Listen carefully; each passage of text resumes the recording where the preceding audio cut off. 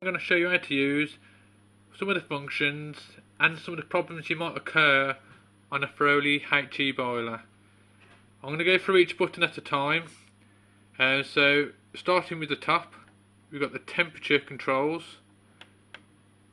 So if we start pressing it down, or we might want to press them up, that's the temperature control, the hot water. Then we've got the plus and minus on the bottom, which is the temperature control for the central heating, and if you just press it down, it will go down. If you press it up, obviously the temperature will go up. And the average temperature, I'd say between 65 and 75 for an average boiler. Then we're going to go over to the reset button, and it's also a summer setting and a winter setting button. So what we're going to do, we're going to put the summer setting on.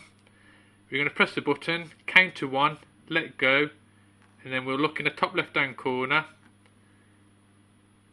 1. As you can see, there's an actual picture of a sun, which means it's actually on for summer setting. That means the boiler will not come on for heating. Doesn't matter if you've got the clock on timed, the clock on constant, or the room stat set to maximum. So if you've ever got that and you've got no central heating at all, first check that little corner there, but just to get it off, you press the button, count to 1, and let go. And as you can notice, it's disappeared.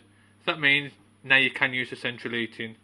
I do go into a lot of calls of that. It takes about 1 second, obviously, just to do it, and obviously it's very hard to charge for, just for 1 second of work. Then we've got the reset. If I keep this pressed in for too long, the screen will actually change, and I do come across a lot of people who do this as well. They say it's got a funny fault code on there, can't see it in the book, and it says it's TS-T5, and the boiler will not work again. But don't panic. All you have to do is keep your finger pressed on the button again, and you wait till the screen changes completely to your original screen.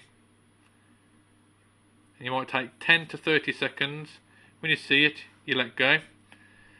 That's the button for them settings, for summer setting, reset.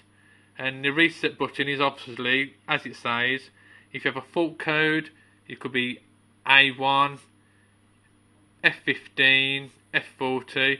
You can try and press reset first, and it might reset. If it's a continuous, the same fault, then obviously you need to get it fixed and get an engineer out.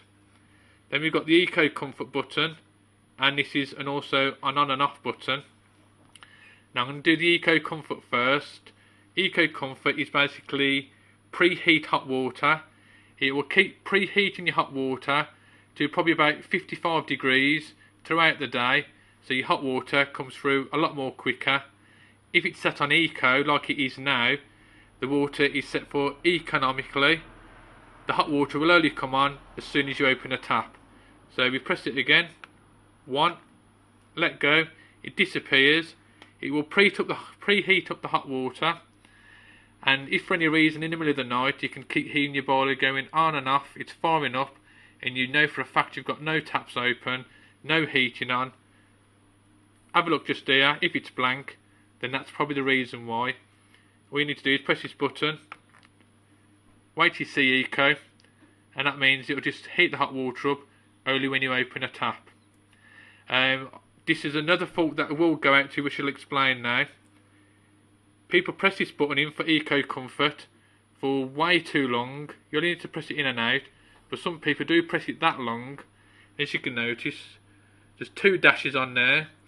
Some people phone up to say it's blank, and when I do ask them to have a little closer look, they say, oh, it's got 2 dashes on, I can see it now, it's not a fault code.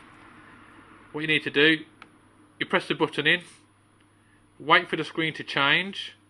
It might take 10 to 20 seconds, you let go, and that's it.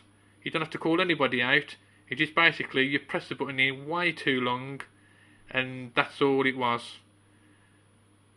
I think that's all the buttons. And there is just one more thing.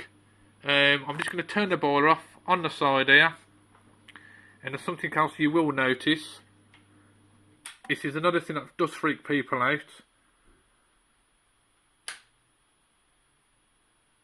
And it will come on in a bit. And what it normally comes on, it could be an F37 fault code. And what it normally does, it comes on FH. People panic. They don't know what the hell's going on. And it'll just do this FH for a long time. But this is basically, if you run out of water, you've just repressurised the system back up to where it should be. Or you've got an A1 fault code. And basically, it's FH, as a little joke, we call it Ferroli heating. You're just basically checking all the components, the fan, the pump, the sensors, to making sure they all work.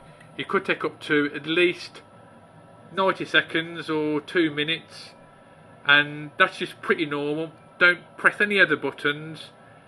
You'll just have to wait, and then it'll just go to your original screen, and it's probably going to take too long for the video, so I'm just going to do a little shortcut, a little trick that some of the engineers like myself do. We turn it off, turn it back on, press this button in here, which is the on and off button again, and you'll see the screen change like this. We let go, and that's it. Problem over. That's all the little bits and pieces for a Ferroli HE boiler. It could be the Ferroli Optimax, Domicondens, the new Medina. For any more info, go to plumheat.info under hints and tips for more info about Ferroli boilers.